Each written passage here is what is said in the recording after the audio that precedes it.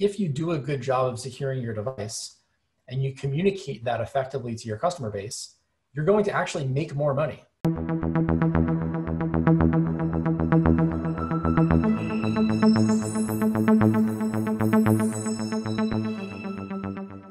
Hey everyone, my name is Vidya Murthy. I am excited to join you as we are kicking off Cybersecurity Month with a series of Mythbusters style myth hackers. So what we will be looking at today is the myth that the cost of security for a medical device is limited to that spent during product development. And with me today is Mike Kijewski, who will be sharing his thoughts on the subject. Hello, Vidya. Good to see you. Thanks for having you here. So first question, what do you think the biggest challenge is for organizations that are trying to prioritize medical device cybersecurity?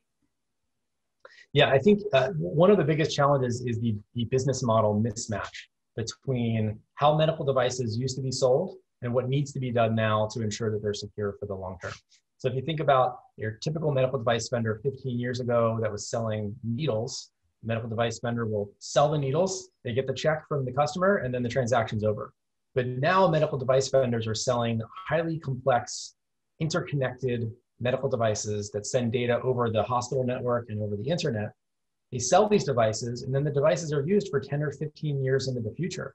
So if you have a device that's 12 years old, and you're a device vendor, you sold it 12 years ago, you got paid for it, is it your responsibility to exert engineering effort to patch some vulnerability that's found 12 years into the future? It's hard to see if it is.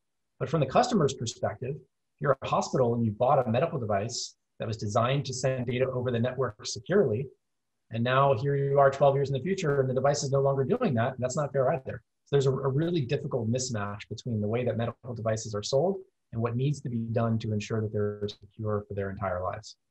So the entire life of a medical device, right? That's a highly variable thing to even think about. It basically sounds like you're telling me that security has to persist throughout the life and it's never really going to end. Is that accurate? Yes.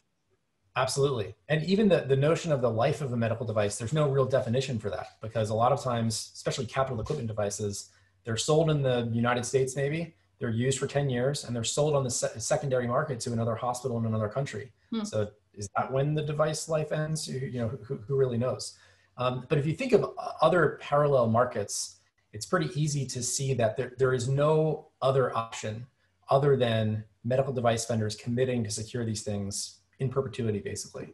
If you think of a product like Salesforce, you're a company, you use Salesforce to manage your customer management data, and you pay Salesforce, for the software.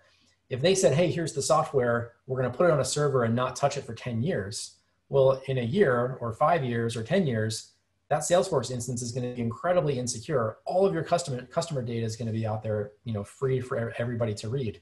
And that's not tenable. So what Salesforce does is they put the data on a server, they continually patch and maintain that server, but they charge you continually for the service of using that software. And I really think that's where the medical device market needs to go in order for a device vendor to justify investing engineering resources and money in securing devices that are 5 or 10 or 15 years old. So it sounds like you're suggesting that the way to most effectively position cybersecurity throughout the lifetime of a device is to advocate for some sort of business rationale to actually support this going forward. Absolutely. Yeah, I think a lot of people in the medical device world who are not familiar with cybersecurity, when they think about security, they think of it as just coming off their bottom line, right? Last year we had $1 million in profit for this medical device line.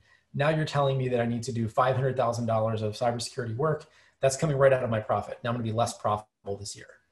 When in reality, the market has changed in such a way that if you do a good job of securing your device and you communicate that effectively to your customer base, you're going to actually make more money.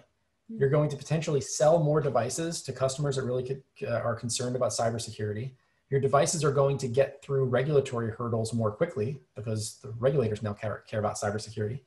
And you're going to have a lower probability of having to recall devices in the future. And recalls are extremely expensive.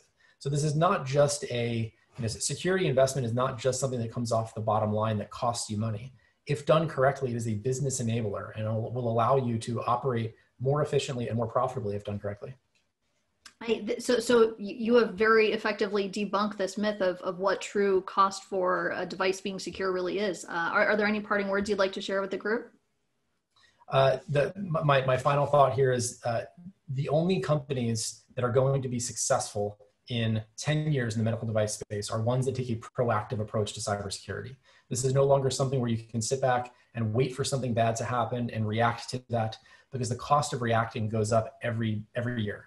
Only companies that take a proactive approach, that put features into their devices to make them more secure, and have processes to ensure that those devices are secure over the 5 or 10 or 15 years that the devices are in the field, those are the companies that are going to be successful in the new market. Great. I really appreciate you taking the time to share your thoughts with us today. And I look forward to the continuation of this series with the rest of the group. Thank you very much. Me too.